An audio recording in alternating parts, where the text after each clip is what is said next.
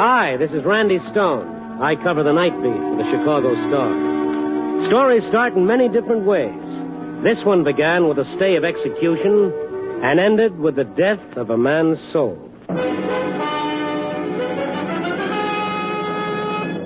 Nightbeat, starring Frank Lovejoy as Randy Stone.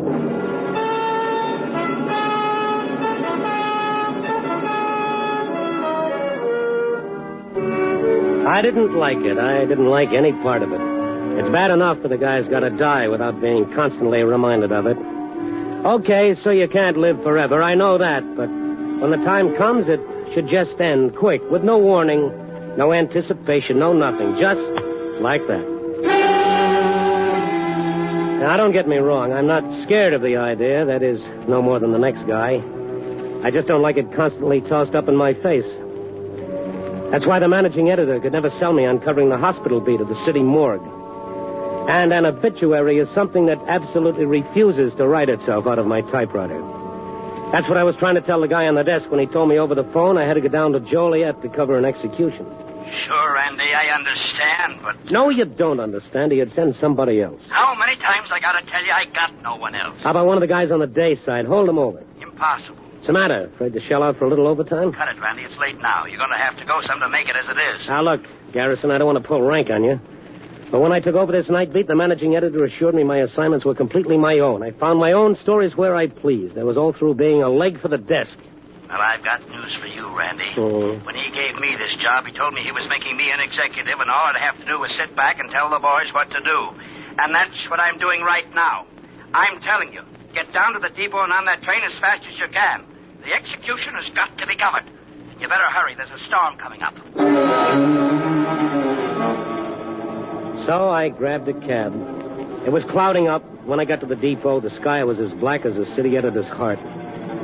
It wasn't my idea of traveling with her, but it's only a short run. We made it to Joliet before the storm broke. The train ground to a stop. It started to rain, and when I was in the taxi on the way out to the prison, it really came down. A perfect setting for the undignified event I was going to be forced to witness. I showed them my press card at the main gate, and they took me straight to the warden's office. Randy Stone, Warden, Chicago Star. Come in, Randy. I'm sorry you had to come down on a night like this. Well, I can take the storm better than the execution, I'm afraid, Warden. Oh, then you haven't heard. Heard what? Well, you should have been notified. There's been a stay. A reprieve? When? The governor ordered a stay of execution about an hour ago. His office was going to telephone the press. It's too bad you had to come all the way down. It's a great pleasure, Warden, I assure you. Come next election, I might even vote for the governor. Well, I'm pretty relieved myself. I've executed a lot of men, Randy, and I don't like it. It's be pretty tough having to kill a man, even when the law tells you you've got to. It's the toughest part of any warden's job, Randy. They're all human beings, and everyone with a story. Yeah, but not the kind I like to write, thank you. You driving back to Chicago? No, I came by train. Well, there's no train for a couple of hours. You're welcome to wait here. Oh, thanks, Warden. I think I'll go on into town. Maybe catch a newsreel theater for train time. No, excuse me. Sure. Hello. Yes, this is the warden. Oh, Dr. Graham. Yes, doctor. Just a minute, please. Randy. Yeah. Pick up the receiver on that other phone and listen to this. Okay, sure. Yes, doctor. I said I wanted to come over and visit you, Warden. Well, are you sure you want to come out here to the prison, doctor? Yes, Warden, I feel I've got to come out there. I have to... Yes? Have to see it. Have to see what, doctor? Electric chair. I've got to see it. Are you sure you want to see it, doctor? Yes, I've got to. Got to. You've got to let me, Warden. But you've telephoned so many times before, doctor, and then you haven't come. I couldn't. Could I? But this time I'll come. Well, all right. If you feel that it's really what you want, you come ahead, and I'll take you over and show you the chair. Thanks, Warden. This time I'll come. Thanks. That's all right, doctor. Goodbye. What is this? This supposed to be some kind of a joke? I'm afraid not. Well, how morbid can a guy get calling you this time of the night so he can come out and see the electric chair? No, he won't come. He never does. You mean this goes on all the time? Whenever he's been drinking like this. But a doctor, what did you say his name was? Graham. Howard Graham. Well, it doesn't make sense. No rhyme or reason. No, he has a reason, all right. A pretty grim one. It'd have to be. His son was executed in the electric chair. Oh. Oh, that poor doctor. No wonder. He hasn't ever forgotten it. What did the boy do? He killed a girl. She was going to have a baby. They weren't married, and I guess he couldn't bear to disgrace his family.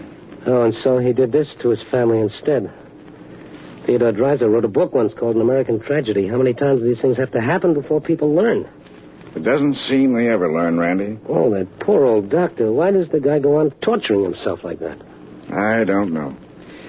Maybe what psychologists call a substitution of guilt. The father feeling guilt for the crime committed by his son. Yeah, but why? Why? Who knows, Randy? You're the writer. You're the one that's supposed to have the answers about people. Yeah, a lot of answers I got. Mind if I look this guy up? No, not at all. I'll give you his address. Might be a column in it. I wouldn't bother him with too many questions, Randy. It's tough enough to forget as it is. He doesn't seem to be doing too much forgetting by himself. The warden sent me into Joliet in his own car. We got to the business district. I switched to a cab and headed out to the doctor's address. If my life depended on it, I couldn't have told you why I suddenly had this intense desire to see Dr. Graham.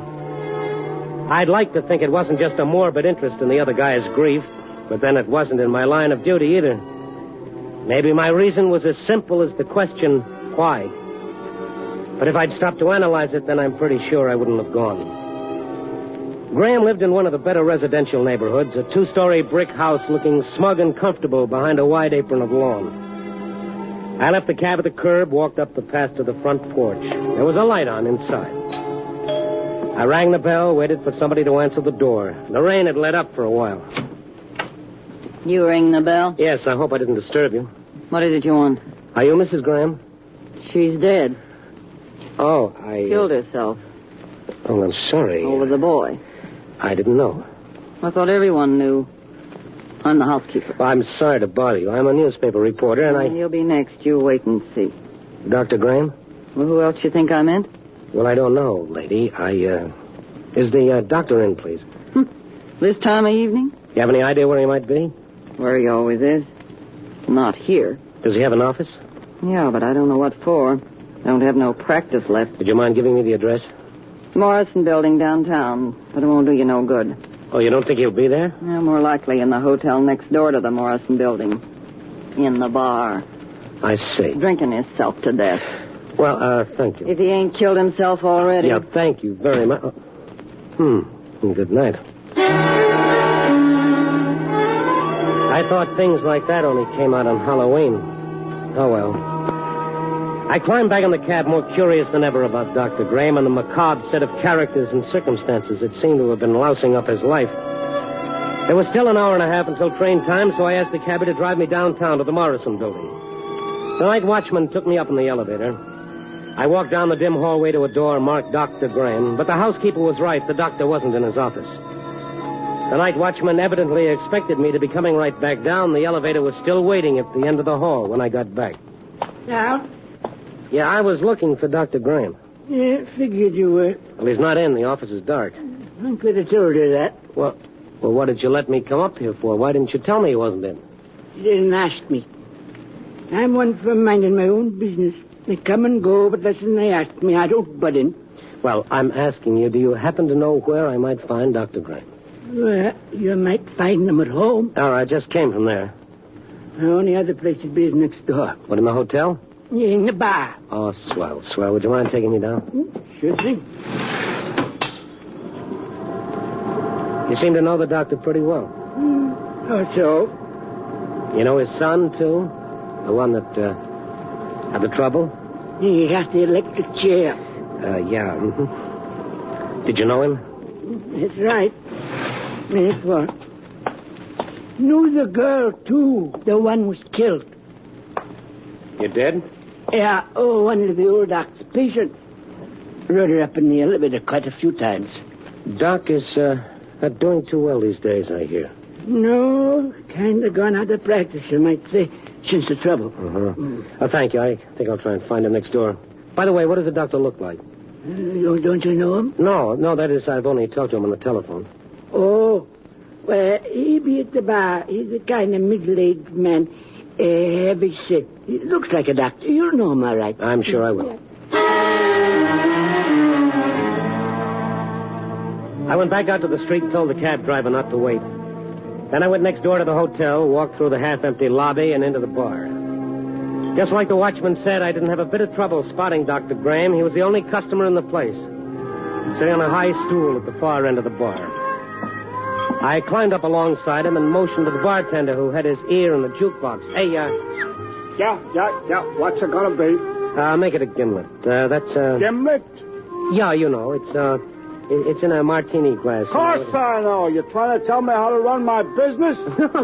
No, certainly not. I just didn't know if you understood. 17 years I've been mixing drinks in the finest places. Now, look, fella, now, don't get me wrong. Shaved ice, dry gin, little sugar, lemon peel, and lime juice. That's right. There's no argument. Only. Lime juice got to be imported. Oh, I didn't know that. They ain't got it. Not imported. Well, that's all right. Just make it a martini, then. In taste, you can't tell the difference if lime juice is imported or regular. So I make you a gimlet. That's what you order, huh? Sure. Make it any way you like. Imported, regular. What's the difference? Nobody ever complained before. I'm not complaining. Look, what's the matter with everybody in this town? Everybody I meet tonight gives me double talk. All I want's a drink. I don't care what you bring me. Bring the gentleman what he wants, Bud. Okay, Doctor. Well, thank you, Doctor. That's all. I can really use a drink tonight. I'm a little on the jumpy side. Nerves can be a treacherous thing. No, it's more than that. I've been over to the state prison. Tonight? Yes, I came down to witness an execution. In the electric chair? It was called off. There was a stay of execution. I've seen many men die. I'm a doctor, you know. Yes, I know. But I've never seen a man die in the electric chair. Well, it's pretty rough. Have you ever seen the electric chair? Yeah. Would you mind very much describing it to me? Well, I'd rather not, Doctor. See, I know who you are. I'm Dr. Gray. Yes, my name is Randy One Stone. gimlet, just like you ordered. Okay, thank you very much. As I was saying... Aren't you going to taste it? Well, sure later. Well, maybe you don't like it. Well, sure, I like it. Here, if it'll make you happy. Oh, yes, it's fine. It's just fine. Sure, I told you. I'll call you when I'm ready for another one. 17 years. I'm mixing drinks, and he tries to tell me how to make a gimlet. As I was saying, Doc, I know who you are. I was in the warden's office tonight when you telephoned. Warden's office? Yeah. I'm a newspaper man. It's only fair that you know, because I want to ask you a couple of questions. What kind of question? They're rather personal. Well? For one thing, why do you keep on telephoning the warden? Didn't he tell you? Yeah, he told me. Because I want to see the electric chair. Now, look, Doc, that's not going to help. You know it isn't. I know I'll never be able to go and see it, but I've got to call him. It's compulsion. I drink and I telephone him, and I drink some more. It's kind of a circle. But don't you realize you'll never forget that way? You're just torturing yourself. No. Down deep, I know why I call him. But it's a secret. Nobody's supposed to know. You see, I'm the one that's guilty. It should have been me who died in an electric chair. Look, Doc, I know how you feel, but you got it all wrong. A father can't go on being responsible for the sins of his son. Even in the Bible, it's the other way around. Try to bring up your kids the best way you know how, but after they reach a certain point, there's nothing you can do. You did your best, it just didn't work out. No, you don't understand. It was my child. I'm the one who's guilty. I'm the one who should have paid. That's why I telephoned the warden. That's why I got to see the electric chair.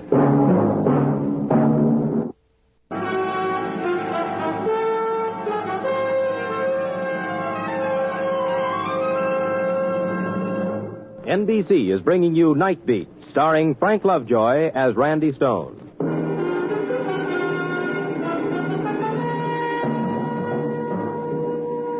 By the time the bartender got through proving to me that he really knew his business, it got to be kind of late and just a little wet out, so I missed my train. As the evening grew more and more confused, so did Dr. Graham. And somehow, after talking to him, I didn't feel quite so sorry for him. He seemed to be enjoying his strange fixation on the electric chair. It was different from just a father's grief. The guy seemed to be going off his rocker. I vaguely remember pouring him into a cab after the bar closed and then checking into the hotel for the night. When I woke up, the sun was beating through the window. I put in a call to Chicago and got the paper on the phone. afternoon, the Star. Afternoon? Honey, is it that late? I beg your pardon? What time is it? Well, one moment, please. I'll give you our information service. No, wait a minute, honey. It's Randy Stone. Oh, Randy, why didn't you say so? Gee, everybody's been calling for you all morning. Oh, fine. Give me the desk, Just a second, Randy. I'm ringing. Thank you. City desk. How are you, Phil? Randy Stone. Randy, for the love of Mike, where have you been? In Joliet, where you sent me last night, remember? I know, but that was last night. Where are you now? In Joliet. But the execution was called off. Why didn't you come back? I had to stay over. There was a storm. Oh, rats, the trains were running. Well, maybe next time you won't send me out of town on an assignment I didn't want in the first place. All right. When are you coming back? As soon as I can get dressed and catch a train. Get dressed? At this time of day? I work the night beat, remember? When you dayside lads are catching up on your beauty sleep, I'm working. Just exactly what kind of work were you up to last night, Stone? Or does that come under the heading of personal? Personal, my eye, was following up a contact, the human interest you're on, the warden touted me on. And? Well, it fizzled out, that's all. There was a doctor here whose son was executed last year for murder. That's nice. Be sure and check in at the office when you get back. Okay, I'll see you later, Phil. Hey, Phil, you worry too much. Goodbye. That guy's going to get himself a Nelson. Yeah. Mr. Stone. Talking. This is Dr. Graham. I met you in the bar last night.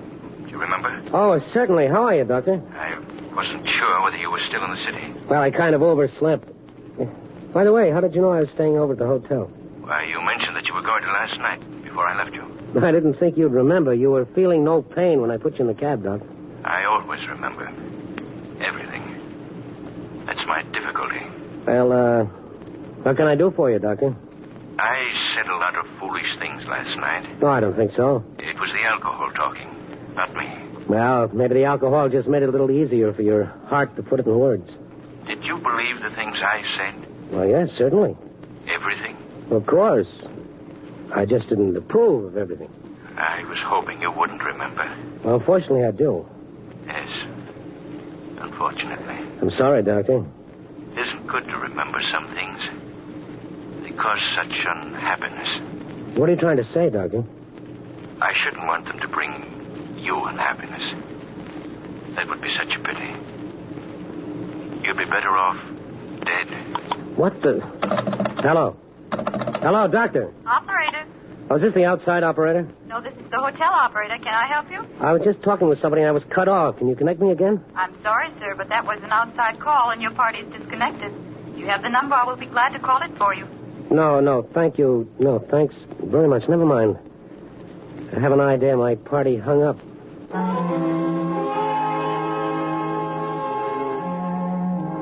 After that choice bit of dialogue, and before breakfast, mind you, I was convinced that the telephone, like the noble horse, had outlived its usefulness. I took a fast shower and climbed into yesterday's clothes and then stopped off at the barber shop in the lobby to get rid of the stubble on my chin. It was now after 2 o'clock. I could either have breakfast or stop at the bar to take care of the butterflies that seemed to be nesting in my stomach.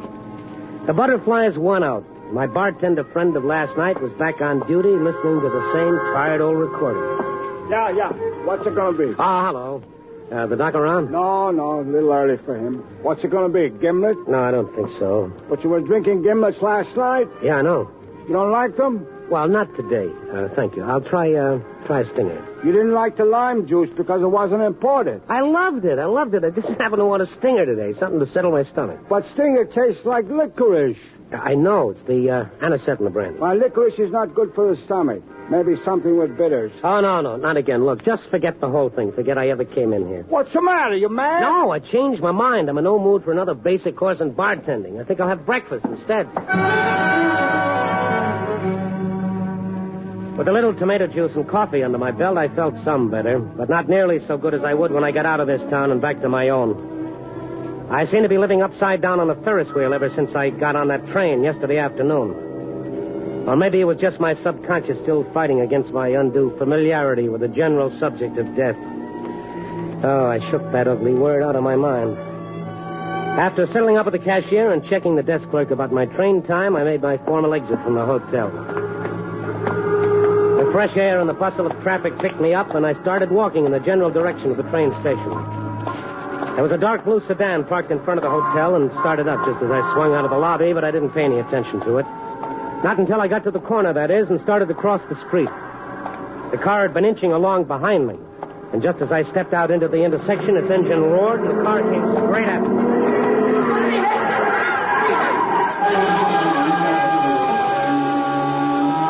This was no accident. The car didn't stop. Whoever it was had deliberately tried to run me down. I got a fleeting glimpse of the rear of a blue sedan as it sped down the street. I couldn't make out the license number, but right above it was one of those little green crosses, a doctor's car. Dr. Graham, it must be. And he tried to kill me. I wasn't hurt, but I was mad. I couldn't believe that I'd almost been killed. It didn't make any sense. I couldn't figure out why Dr. Graham or anyone for that matter would want to kill me. Unless the poor guy was really unhinged and he resented my putting my nose into his affairs. But that'd make him more than just psycho. It would make him homicidal. And that was something I just couldn't walk away from now. I brushed some of the street off the seat of my pants and headed back to the hotel bar. There was a question or two I wanted to ask the fancy drink mixer. Well, you back again, huh? Yeah, same guy. How about turning off that tune, huh? What's the matter? Don't you like it? I like it, but I've heard it before. Okay. Gimlet? Yeah, make it double. Okay, double gimlet. You see? I don't give you no argument. Mm-hmm. You say double, I give you double. Thank you. Say, has Dr. Graham been in here in the last hour since I was in before? Sure. You didn't see him? No. I told him you was looking for him. Well, I checked out of the hotel. Yeah, he was asking about you. He was asking about me. What do you want to know? Well, just if you ask me anything about him. Oh, I see. How long have you known the doc? Oh, I don't know. He comes here. Has he been coming here long? Oh, mostly since the boy was... You know. Yeah, I see. Before that? Once in a while. Never drinks much before. He come here with his son? No. He come in sometimes with a girl, though. What girl? His patient. The girl the boy killed. They had a big argument in here one night. With the doctor and the girl? That's right. Doc kept saying he would kill his wife if she found out. Found out what? I don't know. Just if she found out. But the boy, I guess. About the boy or about himself? About the boy, of course. And last night, why did he say the child is mine? I'm the one that's guilty. What are you talking about? You crazy? Now, sure, I must be crazy. Couldn't be true. So why would the doctor try to kill me? Who tried to kill you? When? Never mind. Tell me. Have you ever seen Dr. Graham's car? Sure, lots of times. What kind is it? Sedan. What kind of sedan? Blue sedan. Why? Now, where's your phone? Booth in the corner. Thank you. Graham, Gates, Gordon. Oh, great. Albert, Charles, David, Elmer, Frederick, Howard, Graham, physician residence.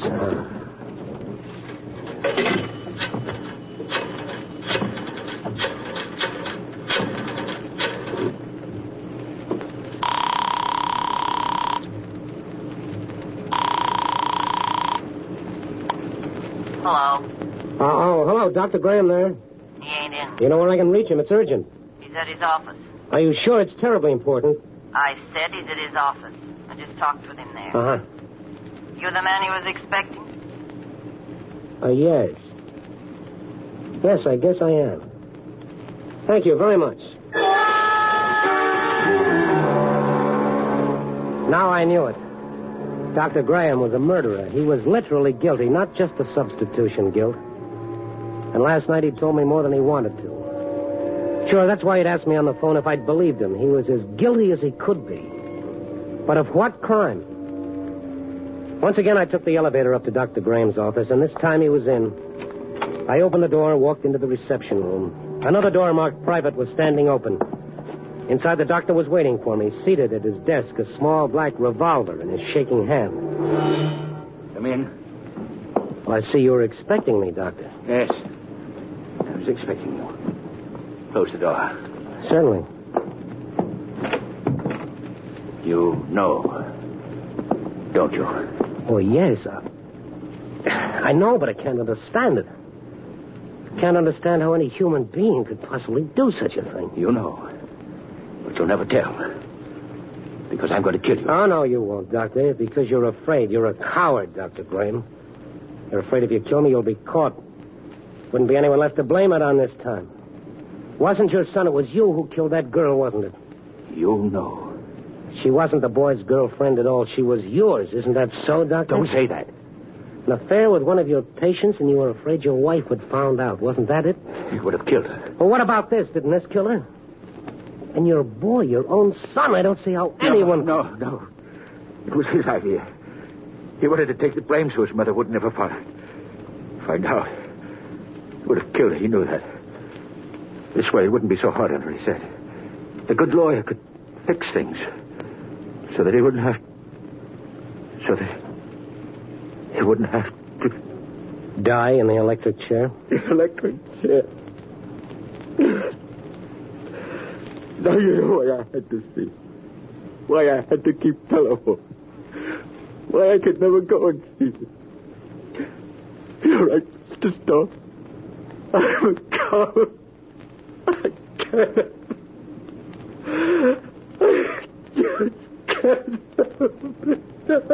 Well, that's why you're not going to kill me now. You're afraid. You know you're safe as long as I don't tell, and I won't tell, Dr. Graham. The police will never know. You'll never go to trial, and you'll never be sentenced. You'll never see the electric chair, Doctor. Every hour of every day, you'll pay for your crime. You'll die again and again and again. God pity you.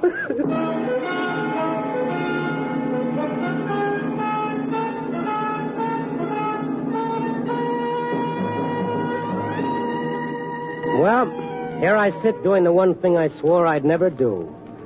Writing an obituary instead of a story. Dr. Howard Graham, age 51, died from heart attack following confession of murder. Let me see, what day is this? Monday, August 21st, 1950. Contributing cause, death of son, death of wife, and of his own soul. Yep. But who are we to judge? As it says in the book, leave him to heaven. Copy, boy.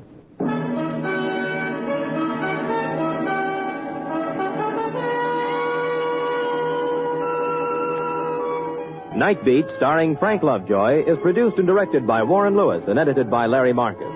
Tonight's story was written by Warren Lewis with music by Frank Worth. The part of the doctor was played by Bill Johnstone. Others in tonight's cast were Ted Von Eltz, Irene Tedrow, Wilms Herbert, Jay Novello, and Inga Yolis. Listen next week at this time and every week as Randy Stone searches through the city for the strange stories waiting for him in the darkness.